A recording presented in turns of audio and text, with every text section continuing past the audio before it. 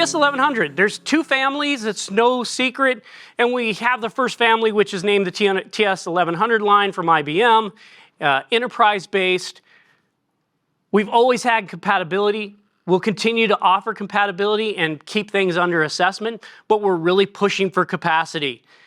Driving the next generation, the 7th generation, which is easy for me to just put TS1170 because it's probably what it'll be, at up to 50 terabytes and up to 500 megabytes per second. So we're going to increase both, dramatically increase the amount of data on that cartridge, and we expect it will continue to double that in the future with Gen 8. Now LTO, an altogether different discussion. We all know LTO. LTO 9 came out with 18 terabytes, and I'll say it, you didn't meet the roadmap. Okay, we got that finished. We didn't meet the roadmap. But guess what? If you go back far enough, whoa, we didn't meet it back there on Gen 6 either. We have to have technology resets. And those technology resets set us up for the future and success where it's going to count. If you look at where the data was sitting, where people were buying, 18 terabytes fit the overall market. But it set the development and the LTO teams up for success. With LTO 10, personally, as an analyst view, 36 terabytes is more than achievable for tape. It can probably come sooner to do 36 terabytes, and it's going to set up success with the next few generations to where they're double, and all of a sudden, you know, you put it in a library that you currently have 28 petabytes in, and by 2035 with a 580 terabyte cartridge, anybody do the math real fast? 918 exabytes in the same space. Remember, we just shifted from petabytes to exabytes. A 28 petabyte library is now going to hold 918 exabytes at the 580 terabyte cartridge. So LTO roadmap's going to continue to expand. Look, we have technology resets, we have technology plans, and sometimes they don't jive with what everybody wants, but LTO's done a really good job of meeting that over time. And the entire industry is in transformation. Software, hardware, drives, libraries. IBM is very focused on libraries because, as Jamie said very eloquently, the availability and the durability are being defined by storage pods, not by the individual hardware HA. Density has to be in the floor space, and it has to be in a standard rack size, and it has to be storage that matters.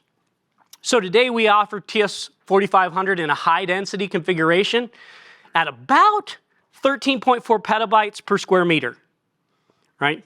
10 square feet for those of you that can't convert. And you expand this library with frames. It just gets huge, right? This year, we're going to announce the ultra density tape library, 28.5 petabytes in less than a square meter. Less than, around 9.2 square feet. No side clearance, but no expandability. And by the time the next generation, do the math, TS1170 comes out, 60 petabytes in that same floor space, 9.2 square feet. Sustainable data center dimensions, 19-inch racks, front and back access, no side access.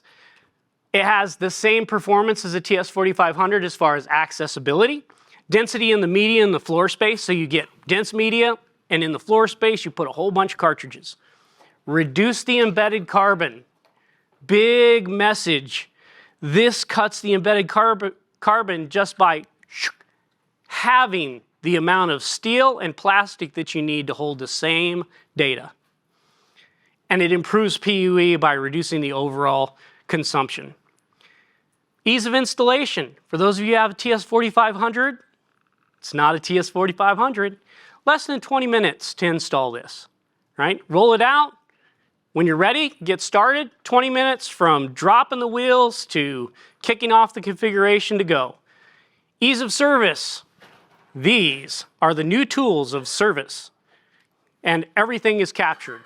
Okay? So human interaction with those contained actions, less than 2 minutes to replace things like robots, drives, anything that might regularly fail. Because, hey, look, things fail. No service specialists, and we're going to continue just like the rest of the industry. By the way, I'm an industry player. I like the competition.